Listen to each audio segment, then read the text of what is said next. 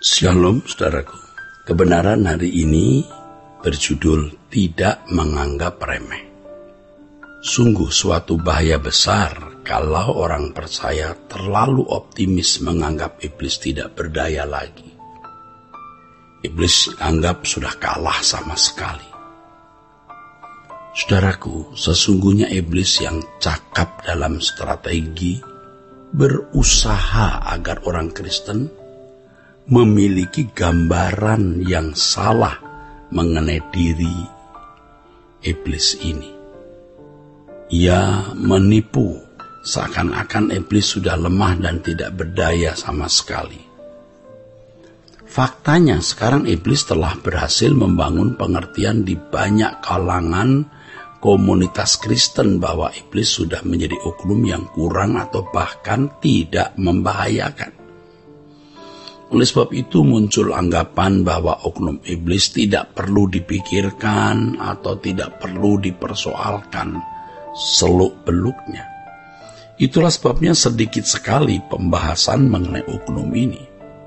Mereka tidak mengenal setan dengan benar, tidak mengenal iblis ini dengan benar. Saudaraku, sebenarnya kemenangan Yesus terhadap iblis tidak membuat orang percaya otomatis menjadi ikut-ikutan menang. Tanpa perjuangan secara individu, orang percaya itu sendiri. Jadi kemenangan Yesus terhadap iblis tidak membuat orang percaya otomatis menjadi ikut-ikutan menang. Tanpa perjuangan secara individu, orang percaya itu sendiri. Kemenangan Yesus memberi jalan, potensi, atau peluang orang percaya untuk memperoleh kemenangan seperti Yesus telah menang. Orang percaya harus memiliki kemenangannya sendiri terhadap setan atau iblis ini. Itulah sebabnya berulang-ulang dalam kitab Wahyu dikatakan bahwa orang percaya harus menang seperti Yesus menang. Wahyu 2 ayat 7, ayat 11, ayat 24, ayat 26, Wahyu 3, ayat 5, ayat 12, ayat 21. Jadi di setiap surat yang ditujukan kepada jemaat, selalu ada kata ini. Menanglah kamu. Kamu harus menang seperti aku menang. Begitu kira-kira. Kemenangan masing-masing kita harus kita perjuangkan sendiri. Tentu oleh pertolongan Roh Kudus. Kesalahan pengertian bahwa orang Kristen otomatis sudah menang karena Yesus telah menang di kayu salib membuat orang Kristen, banyak orang Kristen tidak memiliki perjuangan menghadapi kuasa gelap. Dan mereka menjadi tidak waspada terhadap gerakan kuasa kegelapan yang sangat cerdik ini.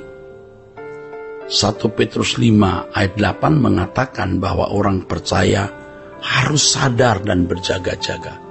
Sebab lawan orang percaya si iblis ini berjalan keliling sama seperti singa yang mengaum-aum dan mencari orang yang dapat ditelannya.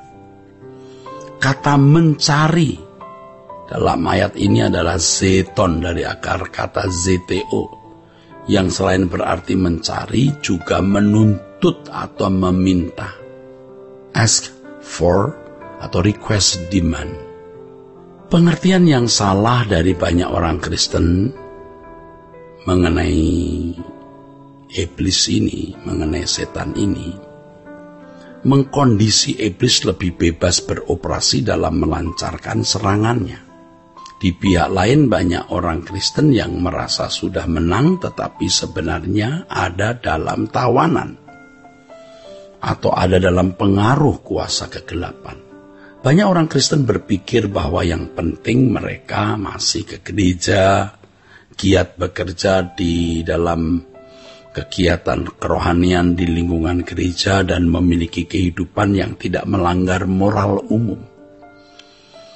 Orang-orang Kristen ini beranggapan bahwa kalau memiliki kehidupan seperti itu berarti mereka sudah hidup sebagai pemenang. Paling tidak mereka merasa ada di zona di mana iblis tidak bisa menyentuhnya. Ini sebuah pikiran yang salah.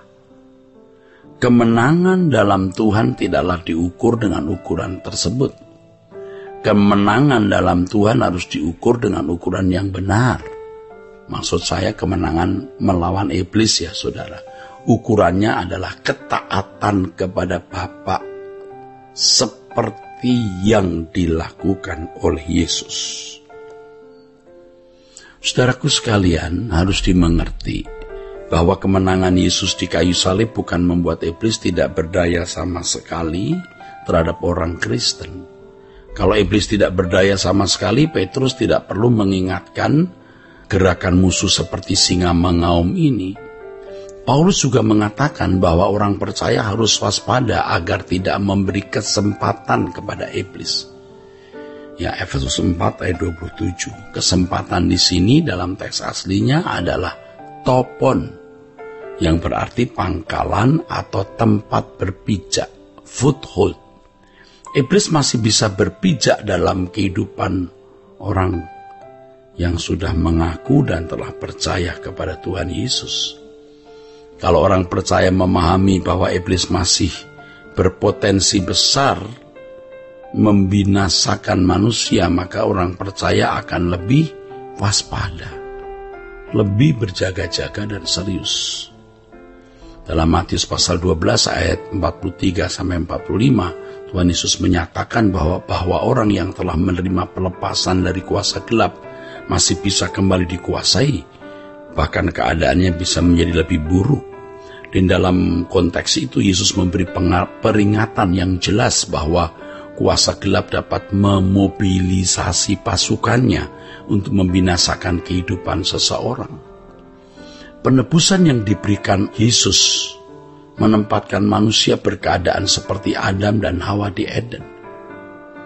Jadi penebusan yang diberikan Tuhan Yesus menempatkan manusia berkeadaan seperti Adam dan Hawa di Eden.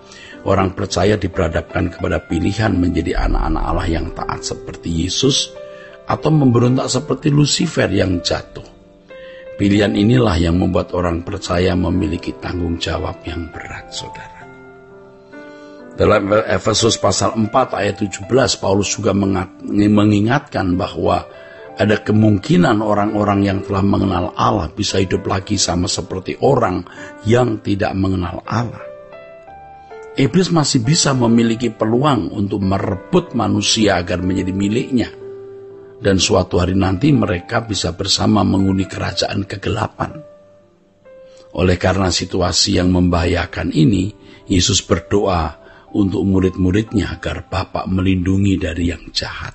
Yohanes pasal 17. Tentu doa ini masih berlaku bagi orang percaya sekarang, bahwa orang percaya harus memberi diri hidup dalam tuntunan Bapa di surga.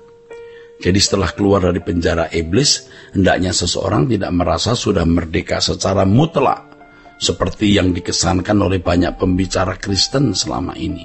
Harus diwaspadai bahwa orang percaya masih bisa dibelenggu oleh kuasa kegelapan, masih bisa dibelenggu kembali oleh kuasa gelap, saudara.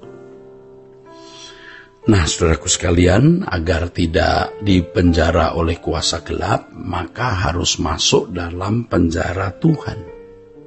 Jadi keluar dari belenggu atau penjara iblis, lalu harus masuk ke dalam belenggu atau penjara Tuhan.